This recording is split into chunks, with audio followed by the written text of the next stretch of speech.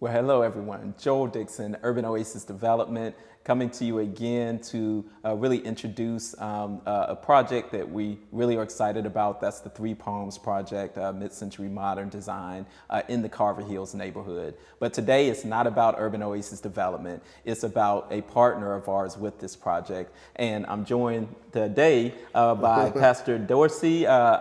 He's the pastor at New Zion Baptist Church. And so you're going to learn a lot more about what he's been doing, their impact in the community, and of course, why we ended up partnering with them. So with that, Reverend Dorsey, thank you so much for joining. Pleasure to see you.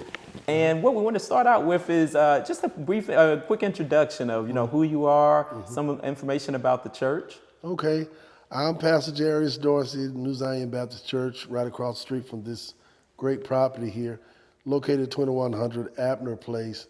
And I've been pastoring this great church, the good church, New Zion, for approximately 34 years. And the church is 69 years old. So I'm enjoying the ride, and I'm just super excited because of this great project that you got going. And it's beautiful. So 69 years, that means you all been here, pretty much since the beginning of the community. Right. And I understand you've been here about half of that. Tell us a little bit more about, Carver Hills, about the community. How have you seen it change, and what have you all done here? When I started here in 1990, there were projects not far from here, pair homes, and then there were apartments right across the street from this great facility you got. Was called 2000. It was apartments, and the community was like on a downward spiral because of the landfill and other things that was in the community. But I looked at it as a utopia because everybody knew each other. Everybody pretty much like family. Everybody went to the same high school right up the street. So I didn't have no difficulties in that area pastoring over here. Not at all. And what have you seen happen, I guess, over these last 30 years? I've seen gentrification take place where the housing people were moved to south of Atlanta. And I saw reconstruction in the community, redevelopment in the community, which helped enhance what's already here. So it has taken a change, so when I see people with baby strollers walking their dogs, that's a good thing. There was a time when I was here 30 years ago, they were scared to walk the dog and the baby stroller. But now, I'm telling you, it's a utopia. Well, yeah, I definitely understand. I mean, having been raised in the city of Atlanta, a different part of Atlanta, Right. I definitely understand that 90s context. And like you said, yeah. If it was any dogs, it wasn't for general walking purposes. No, it wasn't for walking It might have had somebody behind it, like a policeman or somebody else. Right. So I certainly understand that. Right. But likewise, understand how these neighborhoods, declined. Also, how they are, maybe transitioning. Right. And so let me ask you this. So when Urban Oasis Development was looking at an opportunity to do the project that we're in today, we were really looking for various neighborhoods. Right. And very early on, I knew about Carver Hills, and I always loved Carver Hills just because of how the hill is, the overlooks to the city. Right. And I love diamonds in the rough, like, Exactly. places that people have been overlooking.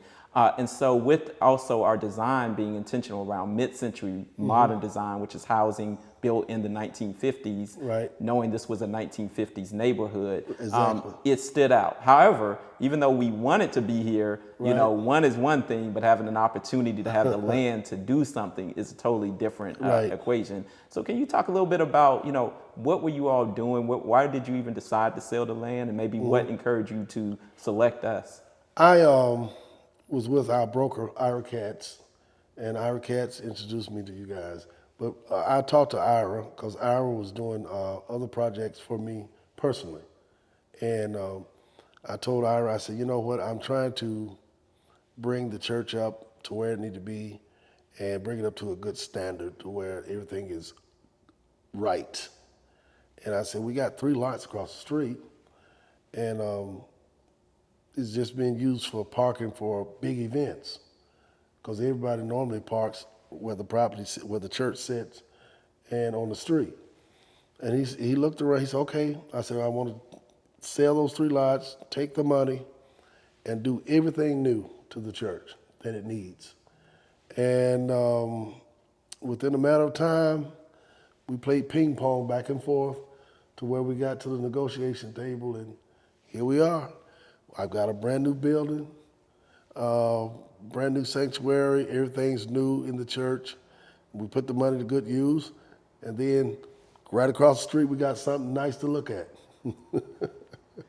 Well, I love how you walked through that because a part of Urban Oasis Development's mission, and you didn't fully know that at the time, was that, I wanted to help be a part of seeing faith-based organizations that have land that is vacant be activated, one, for housing, but also because I come out of church, and the Black church in particular, and so there's always been issues around economics, to be honest, And I know post-COVID, some of that only got amplified, but for us, we also wanted to see how we could be impactful in both developing on faith-based community sites, but also how we can help contribute to the bottom line.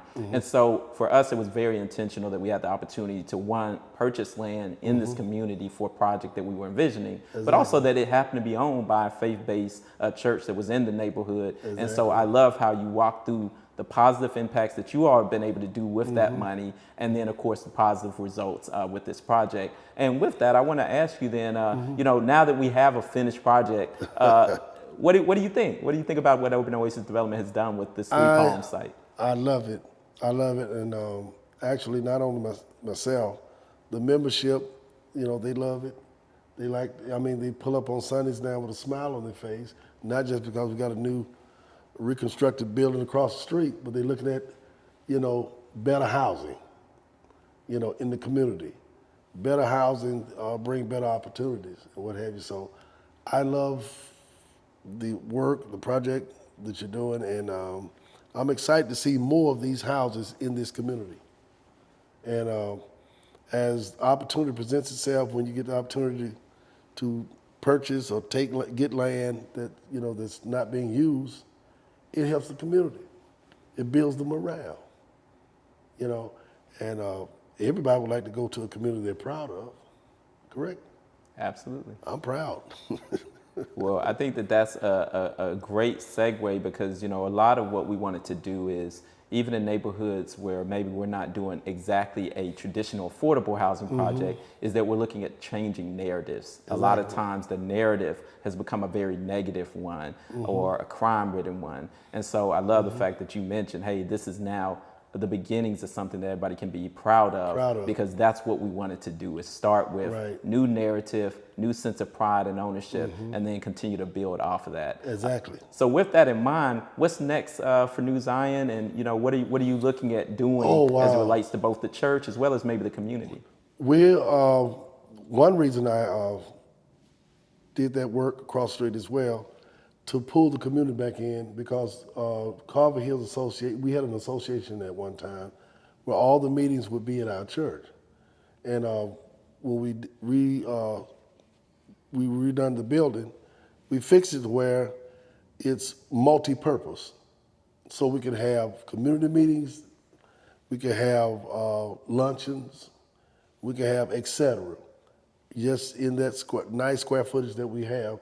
So it's just not our church, it's the community's place where we can meet, where we can put our heads together and keep the community safe and keep the community with great families and all of that, I love that. So what you're saying is that, once again, this isn't just 4 walls for you and your membership. This is a space for the entire community. The entire community. And I think that that's something that, has been lost, is that, as schools shut down, those are the gathering spots that now disappear, and the meeting points for discussion, for activation, for organization. And so I love that concept. And so we're certainly, as Urban Oasis Development, wanting to partner alongside of you all with that process and, outreach to the community, because you mentioned about a neighborhood association. I think that that's a great step to hopefully get everybody in the neighborhood reconnected. And so now to say that we have a space where that can happen with is awesome. And so with that being said, tell everybody, you know, how they can reach you, how they can connect with you all. Maybe they're in the local area, or maybe they're looking, you know, for a community-based church such as yours. Before I do that,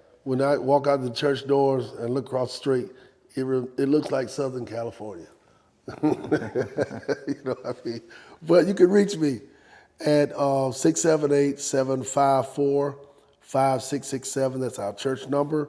Also, we're Facebook Live. Just go to New Zion Baptist Church, Inc. New Zion Baptist Church, Inc. Facebook Live. We Facebook Live every Sunday. Also, you can go on YouTube. Just pull my name up, Jarius Dorsey, Jarius Dorsey. I'm the only one in the country, ironically, that got this name. Nobody else got this name. So if I get in trouble, everybody know it. All right?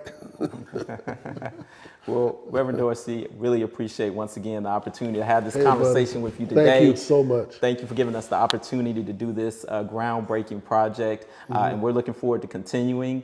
So for all of you who are watching, once again, Joel Dixon, Urban Oasis Development. If you're a faith-based member or a faith-based leader, we would love to connect with you. Once again, this partnership that we've had with Reverend Dorsey and New Zion is just one of many that we hope to develop. And so you know where to find us, www.urbanoasisdevelopment.com. Of course, we're across all social media channels at Urban Oasis DEV.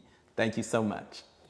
Wow. So yeah, so this is where you been, 30 plus years. 34 plus years, and I never dreamed that I would walk through the old parking lot from a house.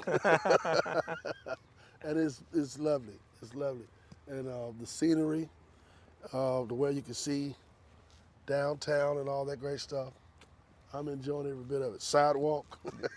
Hey, don't knock the sidewalks. Yeah, And the sidewalk. we're hoping to increase the light. I know there's the lights there, but that's one of the big things in a lot of these neighborhoods is that there's not enough lights. Do you not know that you put the first sidewalk in Carver Hills? There aren't any sidewalks in this community, not one. You know, it's interesting you mentioned that. I did not realize it, even though I know that just from driving around, but that's a great point, and I'm glad that we're being able to kind of video that, because this is what relates to like community development and impact, is that something as simple as a sidewalk unlocks walkability, but also reinforces safety. So people been walking, the bus stop is right there, so we know they're getting there, but are they getting there safely? Probably not if you're walking in the middle of the street where cars can, you know, ride right alongside of you. And so I appreciate that you noticed that, and so hopefully we can continue to develop, you know, those sidewalks in the community. Well, we're not finished next door either, because we're gonna put same sidewalk on this side here for the membership. Okay. And there are other things we're gonna do on this side for as parking and what have you, but I'm just excited, and by you doing what you have done, it has motivated not just our church, it motivated the citizens in this community to do better with their properties. You know, and I think it's gonna be a great partnership. I love it. I love it. So so this is the church that we came past, and I drove past many a time, and I remember we were passing this a lot, but I didn't know you all owned it. But I was like, oh, look at there. That's like a nice community church. And I was envisioning, you know, hey, in this neighborhood as we developed at some point, that, hey, there's a local church, because we're always about like walkability and access. And while things are cool, like watching online, the fact is there's nothing like being in person. And so little did I know, eventually we'd have the opportunity to partner with the good church. So yeah, so definitely want to highlight that. I know you were talking about you all's upcoming anniversary. Tell us a little bit more. Yeah, our church anniversary will be March 17th. It's an all-day event, and we've been doing it annually for 69 years. These are the times where somebody can come to worship or visit you all? Oh yes, oh yes. Worship Sunday, every Sunday at 11 o'clock. Wednesday Bible study, noon, and 7 o'clock p.m. So everybody's welcome to come, or you can go online and watch us as well. We're looking forward to continuing to see things unfold, and hopefully the beginning of many more developments to be partnered alongside. And I look forward to coming to visit one of these Sundays. Do that. I appreciate you all.